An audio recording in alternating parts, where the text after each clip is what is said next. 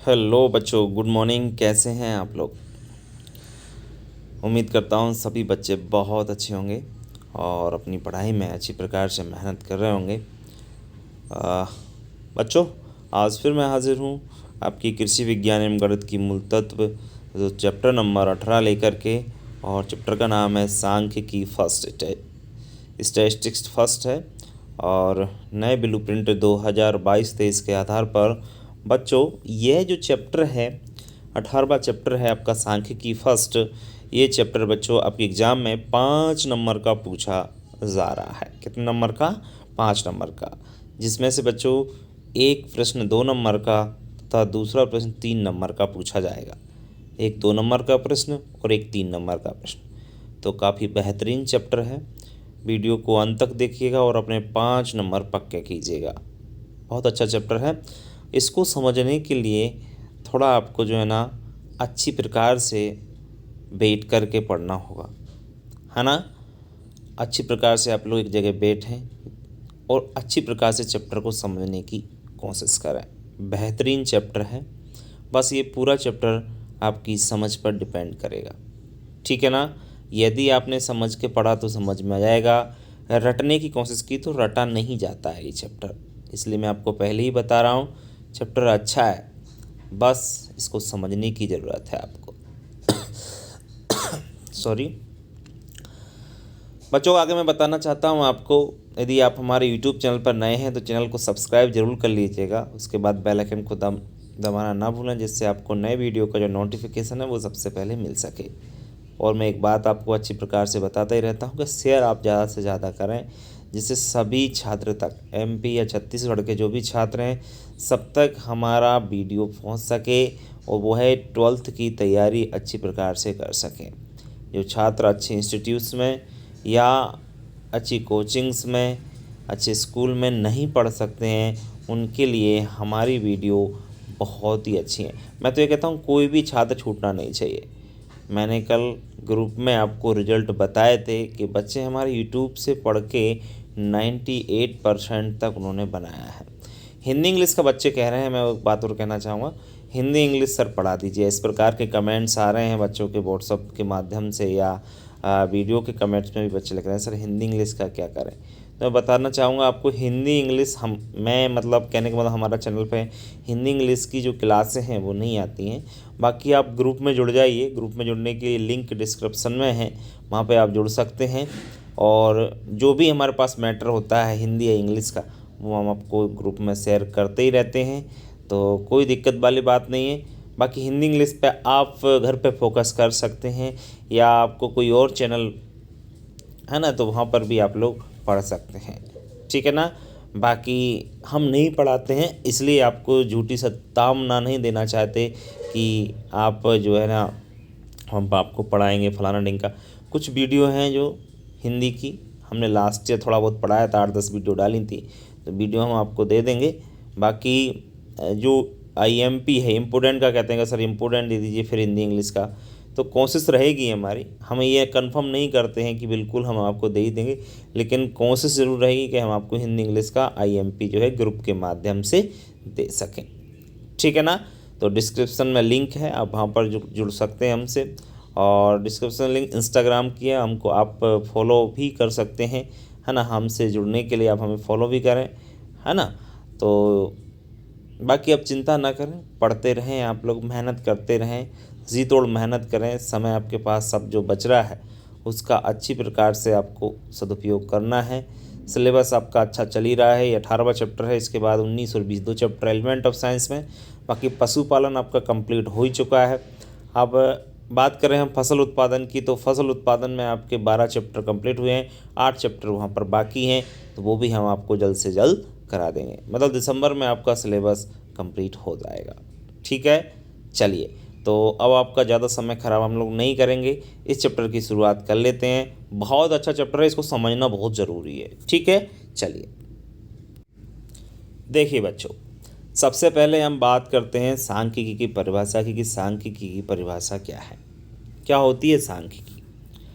बच्चों, A L बावले के अनुसार, एक वैज्ञानिक है जिनका नाम है ए एल बावले, बावले कहते हैं कि सांख्यिकी समुचित रूप से गणना एवं माध्यों का क्या है, एक विज्ञान है।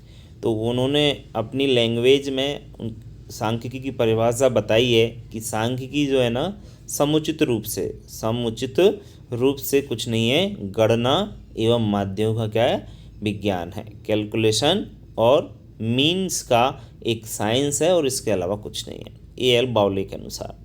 लेकिन एक और वैज्ञानिक हुए जिनका नाम था लॉवेट। ये दूसरी परिभाषा है, पहली भी याद रख सकते हैं अगर आपको याद हो जाती है तो, दूसरी आप ध्यान रखें। लॉवेट कहते हैं कि सांख्यिकी वह विज्ञान है जो किन्हीं घटनाओं की व्याख्या, विवरण और तुलना के लिए आंकड़ों का संकलन, वर्गीकरण, सारणीयन का कार्य करता है, सांख्यिकी कहलाता है। इसको आप लोग समझ सकते हैं।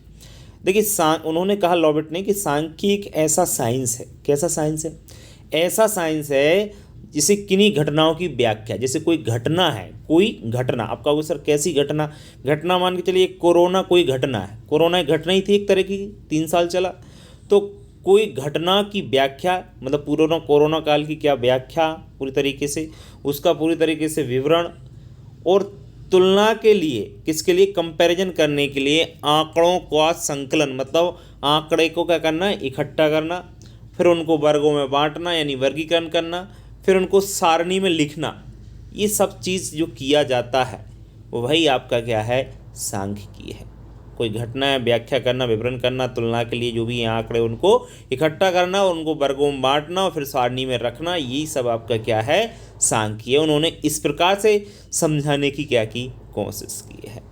ठीक है, तो उम्मीद करता हूँ लॉवेट के अनुसार जो सांख्यिकी की परिभाषा है वो आपको अच्छी तरह से क्लियर हो गई होगी।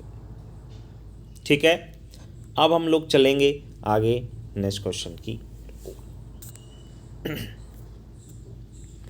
नेक्स्ट है बच्चों, सांख्यिकी का महत्व बताइए। सांख्यिकी का क्या बताइए, महत्व बताइए। तो सांख्यिकी का महत्व निम्न प्रकार है। नंबर 1, शिक्षा एवं मनोविज्ञान के क्षेत्र में है। एजुकेशन एंड साइकोलॉजी के फील्ड में क्या आपका इसका सांख्यिकी का योगदान है। देखिए कि आंकड़ों की सहायता से छात्रों की शैक्षणिक योग्यता, उनकी क्षमता, समस्या तथा रुचि आदि का मूल्यांकन किया जाता है। और मूल्यांकन यदि किया जाता है तो मूल्यांकन करने के बाद कौन बच्चा कैसा है और उनकी जो है शिक्षा पद्धति पर कार्य किया जा सकता है। हम लोग इस प्रकार से कह सकते हैं, जैसे कौन बच्चा जो है ना उसकी शैक्षणिक योग्यता क्या है।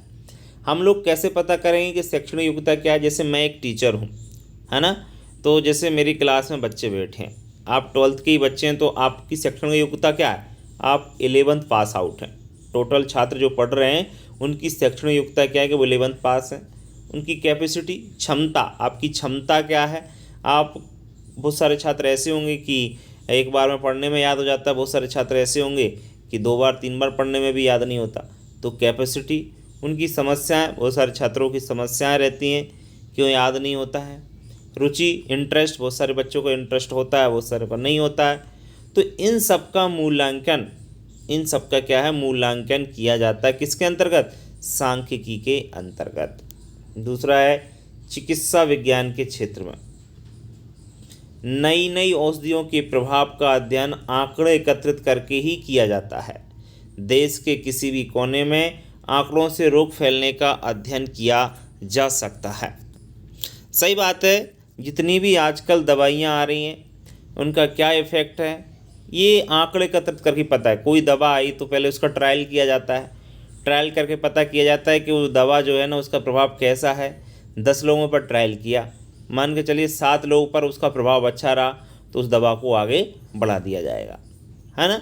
तो देश के किसी भी कोने में आंकड़ों से रोग के फैलने का अध्ययन भी किया जाता है। जैसे कोरोना ही एक रोग था, तो कोरोना से पता चला कि कहाँ पर कौन सा रोग कितना फैल रहा है, कहाँ पर कितने आंकड़े आ रहे हैं, कितने लोग मर रहे हैं, कितने लोग वैक्सीन से ठीक हो रहे हैं, कितने मतलब रिकवर हो रहे हैं, कौन सी दवा उस पर काम कर रही है।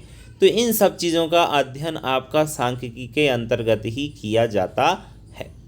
तीसरा पॉइंट है नियोजन के क्षेत्र में।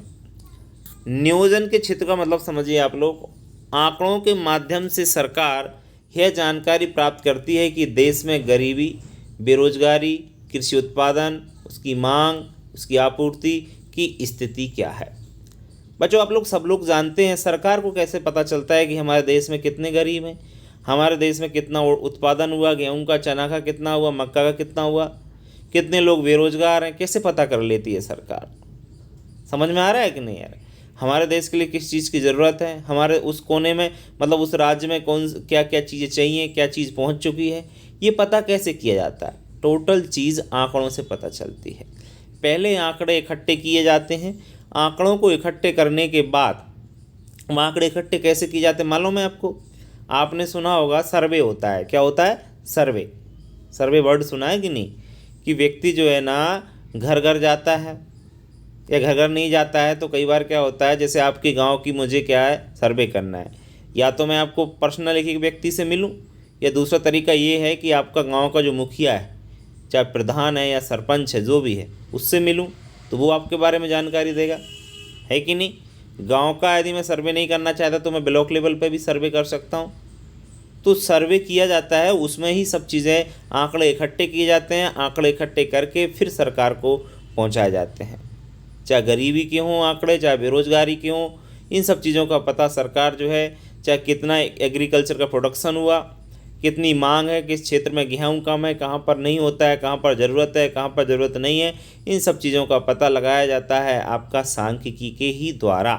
वो सांख्यिकी क्या है मैंने आपको बता दिया, समुचित रूप से गणना एवं माध्यों का एक आपका रूप है और कुछ भी नहीं है। ठीक है, तो चीज़ें आपको समझ में आ रही होंगी। यदि मेरी सभी बातों को आप लोग समझ रहे होंगे तो बहुत अच्छी प्रकार से क्लियर हो रहा हो सांख्यिकी का क्या महत्व है। उम्मीद करता हूँ सभी छात्रों को अच्छी प्रकार से क्लियर हो गया होगा।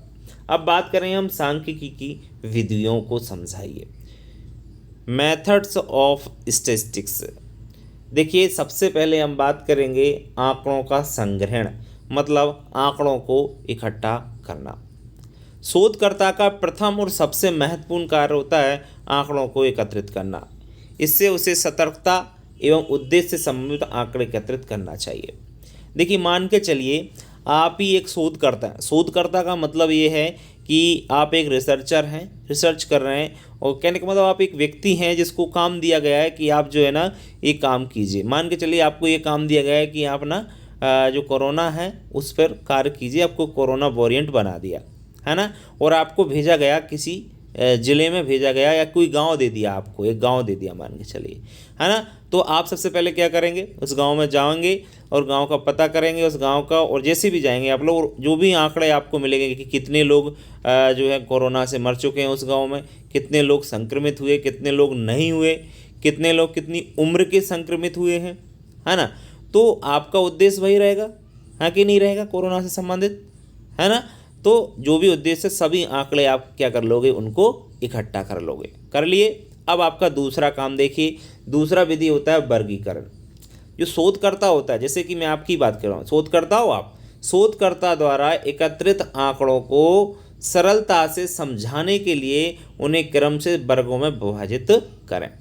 दूसरा काम हुआ, वो आपने आंकड़े तो इकट्ठे कर लिए, अब उन आंकड़ों को, अब आपको जो है वो डाटा जो है, आंकड़े जो हैं वो ऊपर पहुंचाना है। मतलब आप एक छोटे लेवल पे काम कर रहे थे, अब आपको ब्लॉक लेवल में पहुंचाना उन आंकड़ों को। ब्लॉक वाला कहाँ पहुंचाएगा उनको, और ऊपर जिले लेवल पे, जिले वाला कहाँ पहुंचाएगा, और ऊपर स्टेट लेवल पे। तो अब आपका काम क्या है, आप सबसे छोटे लेवल पे हो, तो आपको उन आंकड़ों को कि सामने वाला व्यक्ति जिसको हम आंकड़े देंगे उसको अच्छी प्रकार से वो डेटा समझ में आ जाए, उसके लिए आप क्या करोगे, उन आंकड़ों को क्रम में, सीरियल वाइज उनको क्या है, वर्गों में, क्लास वाइज उसको क्या कर दोगे, डिवाइड कर दोगे, विभाजित कर दोगे, जिससे उसको समझ में ना आए।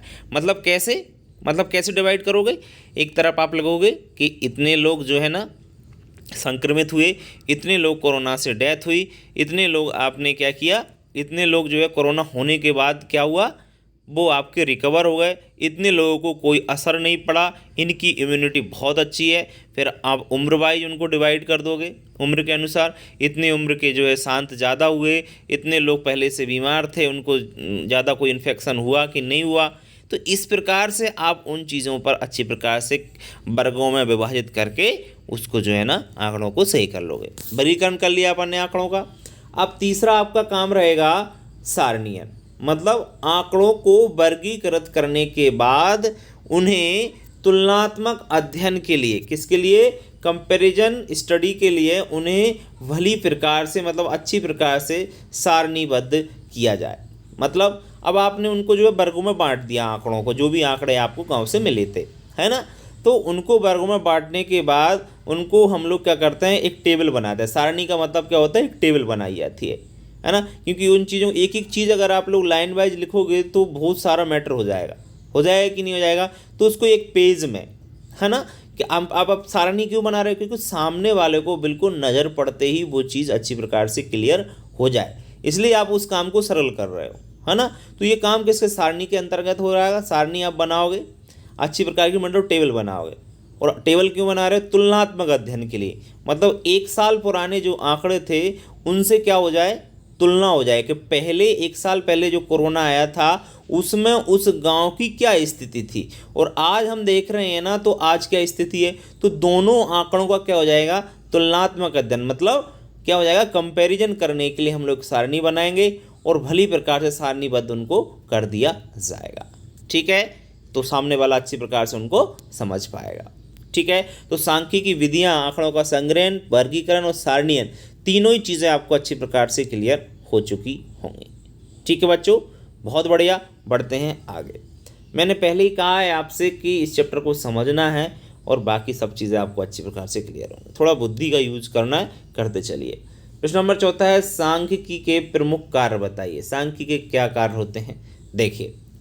सांख्यिकी का पहला कार्य है कि आंकड़ों को तुलनात्मक रूप में प्रस्तुत करने में इसका उपयोग किया जाता है। सही बात है, आंकड़ों को कंपैरिजन रूप में, कोई व्यक्ति उन आंकड़ों का क्या कर सके, तुलना कर सके, पुराने आंकड़े और नए आंकड़ों का तुलना कर सके, तो उसमें प्रस्तुत करने में सांख्यिकी का उपयोग किया जाता है। सही बात है, सांख्यिकी बोले तो संख्याओं, बस सीधी बात है, संख्याओं में जिन चीज़ों को रखा जाता है। दूसरा है, विज्ञान द्वारा प्रतिपादित नियम सिद्धांतों की परख करने में। सही बात है, कोई भी साइंस का नियम आता है, साइंस का लॉ आता है कोई भी, तो उसको प्रतिपादित करने के लिए, सिद्धांतों की परख करने के लिए, एक्चुअल गलत है क्या सही है, तो इसमें सांख्यिकी का ही यूज किया जाता है। उस चीज़ों को संख्याओं में प्रदर्शित किया जाता है, इससे वही चीज़ बहुत अच्छी प्रकार से सामने वाले को समझ में आ जाती है। तीसरा है बच्चों है, आंकड़ों को संख्या के रूप में प्रकट करती है। वही बात मैं कह रहा हूँ कि सांख्यिकी किसी भी चीज़ को, जो चीज़ हम लोग थ्योरेटिकल लिखते हैं ना, वह चीज़ आपकी संख्या के रूप में प्रकट हो जाती है। चौथा है, यह जटिलता को सरल बनाती है। कोई भी चीज़ यदि टफ होती है, अगर वो लाइन वाइज लिखी है, तो उसको अगर संख्यात्मक रूप में लिखा जाए तो वह चीज़ जटिल से भी क्या बन जाती है, आपकी सरल बन जाती है। पांचवा है, आंकड़ों को आपसी संबंध बिठाने में यह बहुत ही सहायक है। आंकड़ों का आपस में क्या बनाने में, रिलेशन बनाने में यह सांख्यिकी आपको बहुत ही महत्वपूर्ण या सहायता करती है। तो सांख्यिकी का प्रमुख कार्य क्या है, उम्मीद करता हूँ सभी छात्रों को बहुत भली प्रकार से समझ में आ गया होगा। ठीक है, बढ़ेंगे हम आगे नेक्स्ट क्वेश्चन की ओर। क्वेश्चन नंबर 5, आंकड़ों के प्रकार बताइए या प्रकार लिखिए। बहुत अच्छा क्वेश्चन है बच्चों। आंकड़ों के प्रकार, आंकड़े बच्चे 2 प्रकार के होते हैं, एक होते हैं प्राथमिक आंकड़े और दूसरे होते हैं द्वितीयक आंकड़े। प्राथमिक आंकड़े यानी प्राइमरी डेटा क्या होता है, समझिएगा। वे आंकड़े जो शोधकर्ता द्वारा अपने उद्देश्य की पूर्ति हेतु स्वयं में प्रथम बार एकत्रित किए जाते हैं, प्राथमिक आंकड़े कहलाते हैं। देखिए, प्राथमिक आंकड़े का सीधा मतलब ये है, प्राइमरी डेटा ये है कि आप शोधकर्ता हैं, आप किसी गांव में गए, आप कोरोना की जानकारी आपने ली और जो आंकड़े आपने पहली बार इकट्ठे किए वही आपके क्या कहलाएंगे, प्राथमिक आंकड़े कहलाएंगे। समझ में आ गया ना। प्राथमिक आंकड़े का मतलब आप खुद उन आंकड़ों को इकट्ठा कर रहे हो तो वो प्राथमिक आंकड़े, सिंपल बात, और पहली बार आपने इकट्ठा किया है इसलिए। द्वितीयक आंकड़े क्या होते हैं बच्चों, द्वितीयक आंकड़े वे आंकड़े जो मूल रूप से किसी अन्य व्यक्ति द्वारा किसी अन्य उद्देश्य से एकत्रित किए हों, किंतु उनका शोधकर्ता द्वारा उपयोग विश्लेषण के लिए किया जा रहा हो, वही आपके क्या कहलाते हैं, द्वितीयक आंकड़े किए जा रहे हैं। मान के चलिए आपसे पहले, आप अभी शोधकर्ता बने हो, इससे पहले 1 साल पहले या 2 साल पहले किसी एक और व्यक्ति ने वो आंकड़े एकत्रित किए थे। उसका उद्देश्य कोरोना नहीं था, उसका उद्देश्य कुछ और था। उसमें उसने क्या क्या इकट्ठा किया होगा, उसमें उसने जनता का मतलब वहाँ का जो है कितने लोग हैं, पॉपुलेशन का पता चला होगा उस गांव की, या जो भी चीज़ है, बहुत सारी चीज़ें उसको पहले से पता चल गई होगी। तो आप जो आंकड़े पहले से इकट्ठे हैं उसकी आपको एक कॉपी मिल जाएगी। उस कॉपी में आप उन आंकड़ों को देखकर अपने आंकड़ों का उपयोग विश्लेषण के लिए कर सकते हैं, उसका मतलब एनालिसिस कर सकते हैं कि ये चीज़ है इस गांव में, ये है फलाना, बहुत सारी चीज़ें आपको कॉमन आपके आंकड़ों के साथ मिल जाएंगी क्योंकि वो पहले से इकट्ठा किए गए हैं ना, बस वो। तो प्राथमिक आंकड़े का मतलब जो आप खुद इकट्ठा करें, द्वितीयक आंकड़े का मतलब जो पहले से इकट्ठे किसी दूसरे उद्देश्य के लिए किए गए हों, वो द्वितीयक आंकड़े होते हैं। दोनों टाइप समझ में आ गए। यदि दोनों टाइप समझ में आ गए ना, तो एक इंपॉर्टेंट क्वेश्चन देख लीजिए, प्राथमिक आंकड़े एवं द्वितीयक आंकड़े में अंतर। अच्छा क्वेश्चन है, बहुत अच्छा क्वेश्चन है, इंपॉर्टेंट है, थोड़ा ध्यान रखें। क्या होते हैं प्राथमिक आंकड़े? यह आंकड़े शोधकर्ता द्वारा स्वयं एकत्रित किए जाते हैं। यह आंकड़े शोधकर्ता द्वारा एकत्रित नहीं किए जाते क्योंकि ये पहले से एकत्रित होते हैं। यह आंकड़े अधिक विश्वसनीय और प्रासंगिक होते हैं, जबकि इन्हें प्रयोग करने में अधिक सावधानी रखनी पड़ती है। मतलब ये आंकड़े जो प्राथमिक आंकड़े होते हैं, ये विश्वसनीय क्यों होते हैं, प्रासंगिक क्यों होते हैं? क्योंकि इन्हें हम खुद इकट्ठा करते हैं, तो हमें अपने आप पर भरोसा है ना, हमने जो डेटा इकट्ठा किया है वो सही है, प्रासंगिक है। लेकिन ये द्वितीयक आंकड़े होते हैं, इन्हें प्रयोग करने में अधिक सावधानी रखनी पड़ेगी क्योंकि हो सकता है डेटा चेंज हो गया, हो सकता है जो पहले इकट्ठे किए हों वो सही है या नहीं है, हमें इस पर कंफर्म नहीं होते हैं, ठीक है ना। तो इन्हें प्रयोग करने में क्या होती है, अधिक सावधानी रखनी पड़ती है। तीसरा पॉइंट है, प्राथमिक आंकड़े एकत्रित करने में समय एवं धन अधिक यदि ऊर्जा लगती है, जबकि इन्हें एकत्रित करने में कोई समय कम लगता है, करने में समय कम लगता है, कोई ऊर्जा नहीं लगती है। सही बात है, प्राथमिक आंकड़े करने में समय, धन एवं अधिक ऊर्जा लगेगी क्योंकि जब हम खुद किसी जगह पर जाएंगे, किसी गांव में जाएंगे, तो पहली बात तो हर व्यक्ति से मिलेंगे या वहां पर समय जो भी बिताएंगे, बाइक से जाएंगे, गाड़ी से जाएंगे, जिससे भी जाएंगे, एनर्जी भी खर्च करेंगे, समय व्यतीत करेंगे, कैसा क्या डेटा है पूरा लेने में, है कि नहीं। द्वितीयक आंकड़े इकट्ठे करने में कोई समय नहीं लगता। सही बात है, जब वो आंकड़े पहले से ही किसी व्यक्ति ने एकत्रित कर रखे हैं तो हमें उनमें कोई समस्या नहीं आती है। तो प्राथमिक आंकड़े और द्वितीयक आंकड़े में क्या डिफरेंस है, उम्मीद करता हूँ सभी बच्चों को बेहतर तरीके से ये डिफरेंस समझ में आ गया हो। इंपॉर्टेंट है, थोड़ा मैं आपको क्लियर कर देता हूँ। अब है आंकड़ों का वर्गीकरण क्या है, क्लासिफिकेशन ऑफ डेटा। तो वर्गीकरण क्या है देख लीजिए आप लोग, वर्गीकरण की डेफिनेशन एक्चुअल में क्या है। आंकड़ों का वर्गीकरण बच्चों एक ऐसी प्रक्रिया है जिसमें अव्यवस्थित आंकड़ों को व्यवस्थित रूप में प्रस्तुत करके उनसे संभावित एवं महत्वपूर्ण परिणाम निकाले जाते हैं, आंकड़ों का वर्गीकरण कहलाता है। सिंपल सी बात है, वर्गीकरण का मतलब है कोई आंकड़े हैं, है ना, कोई आंकड़े हैं जिसमें क्या अव्यवस्थित आंकड़े हैं। अव्यवस्थित का मतलब समझ रहे हो, अव्यवस्थित का मतलब 2, 15, 17, 18, 4, 3, 11, 87, 72, 54, ये क्या है, ये अव्यवस्थित आंकड़े हैं, जितने भी नाम लिए मैंने। अब उनको अपन को व्यवस्थित करना है, तो व्यवस्थित अपन लोग कर सकते हैं कि नहीं, बिल्कुल कर सकते हैं। कैसे कर सकते हैं, उनको आरोही क्रम में लिख लो या अवरोही क्रम में लिख लो, जिससे वो क्या हो जाएंगे, व्यवस्थित हो जाए। और उनसे जो भी हमको संभावित परिणाम निकालना है, महत्वपूर्ण इंपोर्टेंट, हमको उनसे जो रिजल्ट निकाले जा सकते हैं। कोई भी चीज़ अगर देखो मान के चलिए अव्यवस्थित है, तो उससे जो भी परिणाम निकाल वो सही निकालने में हमको दिक्कत आती है। यदि उनसे हमको जो है ना सही एवं एक संभावित महत्वपूर्ण अगर परिणाम निकालना है, तो उनको पहले क्या करना पड़ेगा, व्यवस्थित करना है। जो भी डेटा है XYZ, समझ में आ रहा है ना, तो वही आपका क्या है, एक तरीके का वर्गीकरण या क्लासिफिकेशन है। और क्लासिफिकेशन इसीलिए किया जाता है कि कोई भी चीज़ अच्छी प्रकार से कैलकुलेशन हो जाए उसकी, और उससे जो भी रिजल्ट निकले वो सही निकले। इसलिए किसी भी चीज़ को सही से समझने के लिए, उनका रिजल्ट सही निकालने के लिए, है ना, इसलिए क्या किया जाता है, किसी भी आंकड़ों का वर्गीकरण किया जाता है। अब वर्गीकरण के जो लाभ हैं वो देख लीजिए आप लोग। इम्पोर्टेंस या कह सकते हैं एडवांटेज ऑफ क्लासिफिकेशन। देखिए, पहला आपका यह है कि वर्गीकरण आंकड़ों को सरल बनाता है, संक्षिप्त बनाया जा सकता है, जिससे समझने में आसानी होती है। सही बात है, और किसी भी आंकड़ों को यदि हमने वर्गों में बांट दिया तो उनको सरल, संक्षिप्त यानी छोटा बनाया जा सकता है, जिससे क्या होगा, जिससे समझने में हमें आसानी होगी, सरलता होगी। दूसरा है, वर्गीकरण से आंकड़ों की तुलना करने में सुविधा होती है। सही बात है, यदि किसी भी आंकड़ों को हमने वर्गों में बांट लिया तो हमें कंपैरिजन करने में, मतलब पुराने वाले आंकड़ों से नए वाले जो आंकड़े इकट्ठे किए हैं उनसे यदि कंपैरिजन करें, तुलना करें, तो हमको क्या होगी, सुविधा होगी। तीसरा है, वर्गीकरण से आंकड़ों की समानता और असमानता स्पष्ट हो जाती है। कौन से आंकड़े एक जैसे हैं, कौन से आंकड़े अलग अलग हैं, तो हम वर्गों में बांटेंगे तो बिल्कुल हमको साफ साफ दिखाई दिया जाएगा कि ये अलग हैं, एक जैसे हैं, है ना, तो वो भी क्या हो जाती है, स्पष्ट हो जाती है। तो ये वर्गीकरण के क्या होते हैं बच्चों, महत्व है वर्गीकरण का या लाभ है। उम्मीद करता हूँ सभी बच्चों को ये भी चीज़ अच्छी प्रकार से क्लियर हो गई होगी। अब बात करेंगे हम प्रश्न नंबर 9 की, वर्गीकरण की प्रमुख विशेषताएं बताइए। वर्गीकरण की क्या विशेषताएं हैं, क्या प्रॉपर्टीज होना चाहिए, देखिए आप लोग। पहली विशेषता है कि एक आधार पर संपूर्ण वर्गीकरण होना चाहिए। पहली विशेषता ये होना चाहिए कि जो वर्गीकरण अपन ने किया है वो संपूर्ण वर्गीकरण, मतलब पूरा वर्गीकरण किसी एक बेस पर होना चाहिए, चार चार बेस नहीं होना चाहिए। समझ में आया ना, किसी एक आधार पर अपना वर्गीकरण उसका कर सकते हैं, करना ही चाहिए, तब अच्छा माना जाएगा। दूसरा है वर्गीकरण का जो भी आधार है वो क्या होना चाहिए, स्पष्ट होना चाहिए। जिस आधार पर आप लोग वर्गीकरण कर रहे हो वो आधार क्या होना चाहिए, बिल्कुल स्पष्ट होना चाहिए, है ना।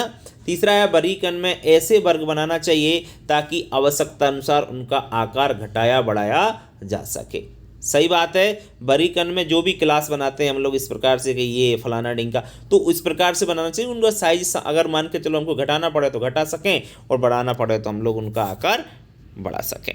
चौथा है वर्ग में रखी गई इकाइयाँ सजातीय होना चाहिए। कैसी होना चाहिए, सजातीय होना चाहिए। तो वर्गीकरण की क्या प्रमुख विशेषताएं, उम्मीद करता हूँ सभी छात्रों को बेहतर तरीके से ये चीज़ क्लियर हो गई। ठीक है, बढ़ते हैं आगे। क्वेश्चन नंबर 10, सारणीयन क्या है, टेबुलेशन किसे कहते हैं, टेबल क्या होती है, टेबल बनाते हैं। देखो हमने सांख्यिकी के आंकड़े इकट्ठे कर लिए, फिर हमने आंकड़ों का वर्गों में बांट लिया, अब देखिए सारणीयन पे आ गए हैं हम लोग। तो सारणीयन क्या है, देखिए सारणीयन किसी विचाराधीन समस्या को स्पष्ट करने के लिए उद्देश्य से, कोई समस्या है उसको क्या करना है अपन को स्पष्ट करने के उद्देश्य से किया जाने वाला सांख्यिकीय आंकड़ों को क्रमबद्ध एवं सुव्यवस्थित प्रस्तुतिकरण ही सारणीयन कहलाता है।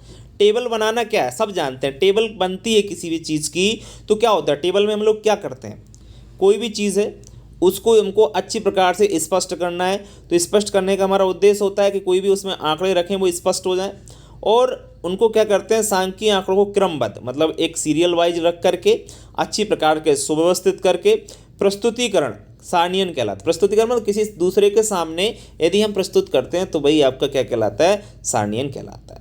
बस किसी चीज़ की टेबल बनाना, सिंपल बात खत्म। ठीक है, चलिए बहुत बढ़िया। अब सारणीयन के हम लोग उद्देश्य देख सकते हैं। सारणीयन हम क्यों करते हैं, देखिए आंकड़ों को क्रमबद्ध रखकर तुलना करने में हम सारणीयन इसलिए करते हैं कि आंकड़ों को यदि हम लोग क्रम में रखेंगे, उनको सीरियल वाइज रखेंगे तो उनको तुलना करने में मतलब कंपैरिजन करने में हमको सुविधा होगी। दूसरा हमारा उद्देश्य रहता है कि सारणीयन के रूप में आंकड़ों को प्रस्तुत करने से उनकी विशेषता क्या हो जाती है, प्रकट हो जाती है। सारणी अगर हम टेबल बनाते हैं आंकड़ों की तो उनको प्रस्तुत जब करते हैं तो उनमें स्पेशल कोई बात है तो वो विशेष आपका क्या हो जाती है, उनकी जो विशेषता है स्पेशली वो प्रकट हो जाती है। तीसरा है इससे सभी प्रश्नों के उत्तर एक ही जगह सुगमता से मिल जाते हैं, क्योंकि बहुत सारी चीज़ें अगर हम थ्योरी में लिखते हैं तो कोई चीज़ कहीं लिखी रहती है, लेकिन जब टेबल बनाते हैं वो सभी चीज़ें एक जगह आ जाती हैं। तो कहने का मतलब सभी प्रश्नों के उत्तर आपको एक जगह सुगमता से अच्छी प्रकार से वहाँ पर मिल जाते हैं। तो सारणीयन की क्या उद्देश्य है बच्चों, आपको अच्छी प्रकार से क्लियर हो गया होगा। ठीक है, वीडियो लंबा होता जा रहा है, ये रहा आपका इस चैप्टर का, समझ लीजिए आप लोग लास्ट सेकंड क्वेश्चन मान लीजिए, इसके बाद 13 क्वेश्चन लगभग इसमें है, टेंशन मत लीजिए आप लोग। सारणीयन के प्रमुख लाभ या महत्व और देख लीजिए, सारणीयन के प्रमुख लाभ या महत्व। देखो वीडियो भले लंबा गया पर चीज़ें अच्छी प्रकार से क्लियर हो, 5 नंबर पक्के हो रहे हैं, मतलब एक 2 नंबर का प्रश्न आ रहा है और एक 3 नंबर का। इसका मतलब समझिए आप लोग, मतलब 4 प्रश्न आएंगे इससे, क्योंकि अथवा भी उसी चैप्टर से ही आना है, इसलिए चीज़ों को समझें। तो ये लास्ट सेकंड है, देखिए इससे आंकड़ों का मूल्यांकन सरलता से किया जा सकता है। पहला महत्व ये है कि जो भी आंकड़े हैं अगर हम लोग टेबल बनाते हैं तो उनका जो मूल्यांकन है नाम करेंगे तो वो सरल हो जाएगा, सरल सा किया सकता है। दूसरा है सारणीयन के अंतर्गत ज़्यादा से ज़्यादा सूचना कम स्थान पर प्रदर्शित की जा सकती हैं। सही बात है, यदि हम टेबल बनाते हैं तो बहुत सारी सूचनाएं जब लिखते हैं तो लंबी हो जाती हैं, लेकिन उनको टेबल में यदि प्रदर्शित करते हैं, हम लोग टेबल में रखते हैं तो एक स्थान पर कई सूचनाएं प्रदर्शित की जा सकती हैं। तीसरा है सारणियाँ आंकड़ों की तुलना में सहायता करती हैं। सही बात है, यदि हमको कंपैरिजन करना हो पुराने वाले आंकड़ों से तो जो टेबल्स होती हैं वो डेटा को कंपैरिजन करने में हेल्प करती हैं। चौथा है सारणियों में प्रविष्ट जो आंकड़े होते हैं उनको बिंदु रेखा चित्रों के रूप में भी सरलता से समझा सकता है। ठीक है ना। इसका मतलब ये है कि जैसे मान के चलिए किसी चीज़ का मतलब समझा दिया, जैसे आप लोग जानते हैं कि इसका मतलब क्या होता है, इसका मतलब ये अपन ने एक चित्र बना दिया, इसका मतलब होता है ट्रेन की पटरी। जैसे मैं एक बनाना चाहूँ, इस प्रकार से मैंने बना दिया ये, इसका मतलब होता है बादल या पानी, समुद्र होता है इसका मतलब।